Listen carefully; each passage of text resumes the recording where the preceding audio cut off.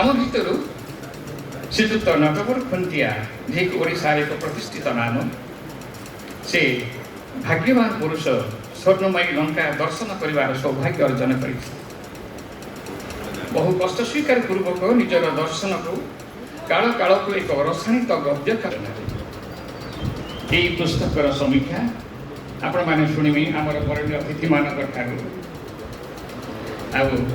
जी पाठक जी लेखक से केते कष्ट कर लिखिं बही एवं जिते बहीटी उन्मोचित हुए ताकर मानस संसार जिते धरापृष्ठ अवतीर्ण हुए लोक पाखे पहुँचे लोक मान अर्पित कर जाए मनर कि आशा थाए कि कामना थाए से कामना आमर गद्य प्रभु ये जो रचना मोर श्रमर प्रतिश्रुति सी विज्ञ लोक हस्तगत हो जो माने अज्ञान से कर्णकोर प्रवेश न करू परसिक लोक हाथ में बहीटी न पड़ू ये बहीटर रस आस्वादन करतु विज्ञ पाठक वृंद तेणु कवि भाषा कर हे करुणा विज्ञ हस्तगत ए पुस्तक मोर होइब अज्ञ समूहर कर्णकुहर केवे प्रकाशन होइब।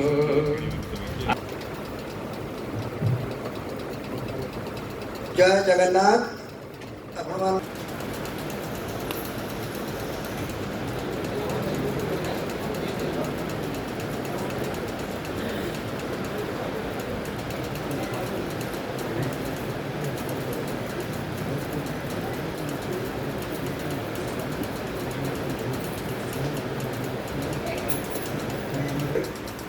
कौड़ी से राम रावण आकर कौटी लंका पूरी कौटी ये किसी किसी कहे तो मुझे मोर आम गोटे टैक्सी होती से गाइड तो हूँ ड्राइवर से बड़ से भल तार बहुत ज्ञान सी कहला आज्ञा आप चाहते देखे रावण कौटी होता पहाड़ पर गोटे कला कला गुड़ाक माटी अच्छी सहीटा कहते रावण आम रावण भावन कथा कि चिंता करूँ सीता कथा कि चिंता करूँ एवं कौट टे जगह अच्छी डेभलप कर कहुच्छे आसे भारत आसे तीर्थयात्री पर्यटक कर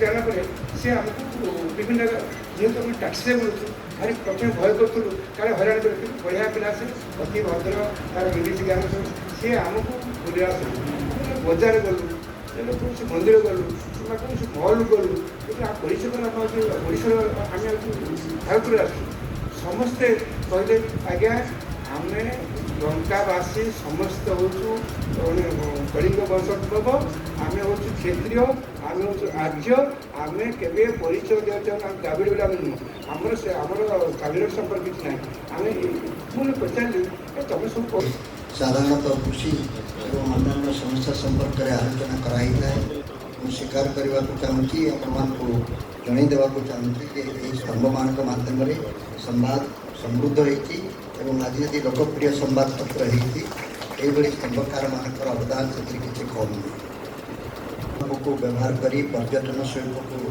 किभली भाव में बढ़ा जापे से संपर्क में सूचना परामर्श देते ललित मानसेन पूर्वतन विदेश सचिव युक्तराष्ट्र अमेरिका भारत राष्ट्रदूत अध्यक्ष कलिंग लंका फाउंडेशन अध्यक्ष कलिंग इंटरनेशनल फाउंडेशन समीक्षा बढ़ुଛି भ्रमण कहानी साधारणतः भ्रमण करुवा देश में प्रकृतिर शोभा खाद्य रुचि ऐतिह्य और संस्कृति लोकजीवन एक जीवंत वर्णना जहाँ पाठक मान को आनंद दे था किंतु स्वर्णमय लंका से ही परिचित धारा को अतिक्रम कर जनाशुना लेखक नटवर खुंटिया हाथ यह सृष्टि एक गल्पमालार सुंदर कैनभास पलटि आरंभ कर एकाधिक पुस्तक एकाधिक व्यक्ति लिखुं खुंटिया विशेषत्व हूँ खुंटिया ए बहीर वैशिष्ट्य हूँ सी गली आसिली से जहाँ देखिली ताहा लिखिली शैली से लिखि ना सी गोटे राष्ट्र चिंतकर दृष्टि नहीं राष्ट्र चिंतकर आखि और अंतर्दृष्टि नहीं से श्रीलंका को अवलोकन करिसेंଓଡ଼ିशा एवं श्रीलंका भारतवर्ष और श्रीलंका आ भितर कौन संपर्क कौन घनिष्ठता कौन भेद ए सब कथा को से निरीक्षण करचंती जड़े ऐतिहासिकर आखि नहीं जड़े राष्ट्र चिंतकर आखि नहीं मुंका तांको लिखित भ्रमण कहानी गली आईली और जहाँ देखिली छांच बा ढांचारे न लेखि जड़े राष्ट्र चिंतकर दायित्वनिष्ठ अन्वेषा और अंतर्दृष्टि रे से श्रीलंका को अवलोकन करिसेंती तांकर पूर्व जन्मस्थान से माने कहती आमे द्राविड़ नुहे आमे कलिंगर लोक कलिंगर वंशज आम इतिहास होती कलिंग आमे आर्य यही कथा से कहती किंतु कलिंग जे ओडिशा आजिर ओडिशा से संपर्क रे सेमानकर धारणा नाही लेखक नटवर खुंटिया क्षोभ प्रकट करिसेंती जे ओडिशा संपर्क रे तांकर धारणा नाही ए जो कथा से भाविचंती जे ओडिशा संपर्क रे तांकर धारणा जन्मैबा होची आम मानकर कर्तव्य ओडिशा भारत वर्ष आज दुई भाग रे विभक्त धनी आ गरीब थिला वाला ओ नथिला वाला आमे तांको जो दृष्टिकोण व्याख्या कले हेबो जे जेते जहा कहिले मध्य शेष कथाटी शेष बिंदुटी हेउची जे दुई भाग रे विभक्त धनी लोक एवं नथिला लोक धनी लोकंकर संख्या बा थिला वालांकर संख्या 10 भाग रु 20 भाग अवशिष्ट 80 भाग लोक नथिला वाला लोक ए जो थिला वाला और नथिला वाला के भितर संघर्ष एवं जागतिक असुविधा से कथा श्रीलंका रे नहीं ए जो वैषम्य श्रीलंका रे प्राय नहीं खूब कम बेस संकुचित तेणु तांकर से पछरे बसथिले मध्ये तांकर अधा हक तेणु से दुई जन को शुभेच्छा ज्ञापन करुँ एवं जो मैंने मो आगे बसचंती माननीय मंदाकिनी देवी मंदाकिनी खुंटिया महोदय एवं जो मैंने मो आगे बसचंती समस्त को शुभेच्छा जनाऊँ आसिले जहाँ पारे जहाँ तोली नेले तापर आसिले गोविंद भूइया आउ जहाँ बड़का था सब तोली नेले कहले दास बेलूर आसबे से तोलिकी आपण मानक देवे ये बही संपर्क एते कथा कुआ सरी तथापि मु आपण मान आगे रखी कारण ये गोटे गुरुत्वपूर्ण बही से युक्त नटवर खुंटिया केवल भ्रमण कहानी बा भ्रमण संपर्क रे आग्रही नुहंती से अनेक कथार आग्रही किंतु बिजु बाबू भाया टे बुला निशा अच्छी से गोटे बिजु बाबूर बुला वृत्तांत को लेकिन गोटे बही लिखिं से छाड़गले बोली गोविंद बाबू से कथा कहूँ बिजु अजा बुला निशा बिजु अजा गोटे बही अच्छे गोटे बुला निशा बही अच्छी ताहा नुई भ्रमण कहानी वर्णना कला बेले से निज संस्कृति सहित तुलना करता से गोटे चैप्टर अच्छी धरा जाऊ स्वच्छ श्रीलंका आपे आसी जाऊँगी आम भारत वर्ष केमी स्वच्छता अवलंबन करुचे कि गोटे छोटिया देश श्रीलंका से केमी स्वच्छता रखी भ्रमण में जाई जो भ्रमण कहानी लिखती ये दुईटी संस्कृतिर आलोचना ता देहरे हुए से अत्यंत श्लाघ्य कारण जहाँ भल ताको आम भितर को आनिबा आमको लगे देश कथा केमती घटुचे आम देश कहीं घटुना से दृष्टि भ्रमण कहानी गुरुत्वपूर्ण द्वितीय भ्रमण कहानी लिखाई आपने जानते कि नहीं प्रथम भ्रमण कहानी ओडिशा रे होची 1886 मसीह दाक्षिणात्य भ्रमण राधानाथ राय को पुओ शशिभूषण राय से कटक यात्रा आरंभ कले रामेश्वर जाए जाइछन आपण माने से बहिटी कहीं मुझे जानी जदि आउ थे छपा हो आपण देखिए से जो समय वर्णना करी से गाँ गंडा नहीं से शब्द मान से क्यों 100 वर्ष तलर केते वर्ष 1886 हेले 100 केते वर्ष तलर कथा से शब्द मान भी ना से रास्ता शब्द ता देहरे व्यवहार करना रथ्या तमाने रथ जावाई जो प्रकार समतल बाटटी या ना हूँ रथ्या रथ्यारू रास्ता तेणु से भूमि बदली से भाषा बदली तेणु भ्रमण कहानी आमको गोटाए अंचल को आउ गोटे अंचल सहित परिचित कराएनी तार तुलनात्मक कथा भितर अणाएनी ଆମକୁ ଗୋଟେ ପୁରୁଣା କଥାକୁ ମଧ୍ୟ ନୂଆ ସମୟକୁ ଆଣିବା ପାଇଁ ସୁଯୋଗ ଦିଏ। ତେଣୁ ଏସବୁ ଦିଗରୁ ବିଚାର କଲେ ନଟବର ଖୁଣ୍ଟିଆଙ୍କର ଏଇ ଶ୍ରୀଲଙ୍କା ଭ୍ରମଣ କାହାଣୀ, ଯାହାର ନାଁ ସେ ଦେଇଛନ୍ତି ସ୍ୱର୍ଣ୍ଣମୟୀ ଲଙ୍କା। ଗୋବିନ୍ଦ ବୋଧେ ପୁରୁଣା ବହିଟାକୁ ଦେଖିଛନ୍ତି, 30ଟା ଚାପ୍ଟର ବୋଲି କହିଲେ, ତା ଦେହରେ ଅଛି 31ଟି ଚାପ୍ଟର ଏବଂ ଗୋଟିଏ 32 ପୃଷ୍ଠାର ଗୋଟିଏ ଫଟୋ ସେକ୍ସନ ଅଛି ତା ଦେହରେ ବହିଟିରେ। ସବୁଯାକ ମିଶିକି 173 ଟଙ୍କା। ତାକୁ ଛାପିଛନ୍ତି ବିଦ୍ୟାପୁରୀ। ମୁଁ ତେଣୁ ବିଦ୍ୟାପୁରୀକି ଧନ୍ୟବାଦ ଦେବି ଯେ କଳିଙ୍ଗ ଶ୍ରୀଲଙ୍କାକୁ, କଳିଙ୍ଗର ଯେଉଁ ପରିଚୟକୁ ଆଧାରରେ ତିଆରି ହେଇଛି ଶ୍ରୀଲଙ୍କା, ବିଜୁ କାହିଁକି ଥିଲା? କାହିଁକି ସେଠା ଲୋକ ଏଠିକି ଆସିକି ଦେଖିଲେ ନାହିଁ, ଏଠା ଲୋକ ସେଠି କାହିଁକି ଜାଣିଲେ ନାହିଁ? ଆଜି ପର୍ଯ୍ୟନ୍ତ କାହିଁକି ଏତେ ବର୍ଷ ପରେ ଏ ୱିକିପିଡ଼ିଆର ଯୁଗରେ ଯେଉଁମାନେ କହୁଛନ୍ତି ଆମେ କଳିଙ୍ଗର ବଂଶୋଦ୍ଭବ, ଜାଣନ୍ତି ନାହିଁ କଳିଙ୍ଗ ହେଉଛି ଓଡ଼ିଶା? ଏଥିପାଇଁ ଦାୟୀ କିଏ? ଆମର ନେତୃବୃନ୍ଦ, ଆମେମାନେ ଦାୟୀ, ଆମର ବିଦ୍ୟା ଲୋକମାନେ ଦାୟୀ, ପାଠ ପଢ଼ୁଥିବା ଲୋକମାନେ ଦାୟୀ। ତେଣୁ ସିଏ କଳିଙ୍ଗ ଏବଂ ବୌଦ୍ଧ ଧର୍ମ এই ଦୁଇଟିକି ଯଦି ଧରିବା, ତାହା ହିଁ ଦେବ ପ୍ରକୃତ ପରିଚୟ ଶ୍ରୀଲଙ୍କା। ସେ ଦିଗରୁ ବିଚାର କରିବାର କଥା ଏବଂ ସେଇ କଥାଟାର ଉନ୍ମୋଚନ କରୁଛନ୍ତି ନଟବର ଖୁଣ୍ଟିଆ ତାଙ୍କର ଏଇ ଯେଉଁ ଭ୍ରମଣ କାହାଣୀ ମାଧ୍ୟମରେ। କହିଲେ ମୂଳ କଥାଟି ହେଉଛି, ଗୋଟେ ବ୍ୟାଖ୍ୟା କରିବା ଲାଭ ନାହିଁ। କିନ୍ତୁ ନଟବର ବାବୁ ମୁଁ ଖୁବ୍ ଅଳ୍ପ ଦିନ ତଳେ ଚିହ୍ନିଲି, ତାଙ୍କର ଲେଖା ପଢ଼ିଥିଲି, ତାଙ୍କ ନାଁ ଶୁଣିଥିଲି, ତାକୁ ସବୁ ଜାଣିଥିଲି। କିନ୍ତୁ ଏଇ ଲୋକଟି ନଟବର ଖୁଣ୍ଟିଆ ତାର ଏଇଭଳି କାର୍ଯ୍ୟ କରେ, ଇଏ ପ୍ରତିଭାବନ୍ତ ଲୋକ, ତାର ପରିଚୟ ପ୍ରାୟ 6 ମାସ 7 ମାସ ଭିତରେ ପାଇଲି। ସେତେବେଳେ ବହିଟା ଦେଲେ ମୋତେ, ମୁଁ କହିଲି ଲଙ୍କା ଗୋଟେ କୋଉ ଜାଗା, ଶ୍ରୀଲଙ୍କା, ତାକୁ ଜଣେ ବୁଲିବାକୁ ଯାଇଥିଲା, ତା ଉପରେ ଗୋଟେ ଭ୍ରମଣ କାହାଣୀ ଲେଖା ହବ। କ'ଣ ପାଇଁ ଲେଖା ହବ? ମୁଁ ସମ୍ବଲପୁର ଗଲି, ଗୋଟେ ଭ୍ରମଣ କାହାଣୀ ଲେଖିବି? ଏମିତି ଗୋଟେ ମନ ଭିତରେ ଆସିଲା। ଖର୍ଚ୍ଚ କରି ଗୋଟେ ହିୟରିଂ କରିକି ଶୁଣିଲି ଆପଣମାନଙ୍କ କଥା।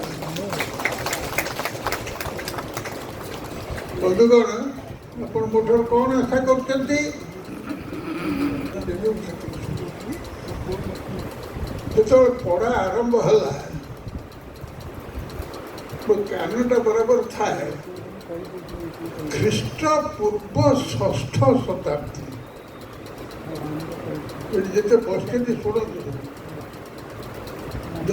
ମାସ୍ ଏକ୍ସୋଡସ୍ ଯୋଉଟା ବାଇବଲରେ ଅଛି, ଏକ୍ସୋଡସ୍, ଏ କଳିଙ୍ଗ ଲୋକମାନେ ସେମିତି ଗୋଟେ ଏକ୍ସୋଡସ୍ ଭୋଗିଥିଲେ।